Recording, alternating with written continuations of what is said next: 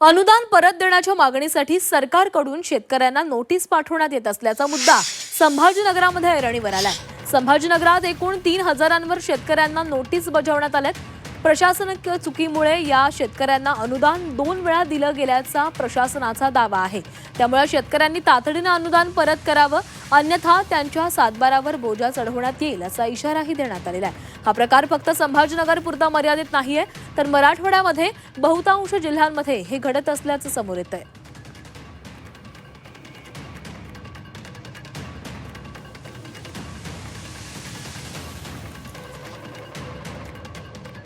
तर अनुदान परत देण्याच्या मागणीसाठी सरकारकडून शेतकऱ्यांना नोटिसा पाठवल्या जात आहेत। संभाजीनगरामध्ये हा प्रकार समोर आलाय। संभाजीनगरात एकूण 3,000वरून अधिक शेतकऱ्यांना नोटिसा बजावण्यात आलेल्या आहेत।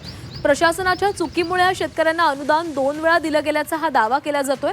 त्यामुळे शेतकऱ्यांनी तातडीने आपलं अनुदान परत करावं, अन्यथा त्यांच्या सातबारावर बोजा चढवण्यात येईल असा इशारा प्रशासनाने दिलाय।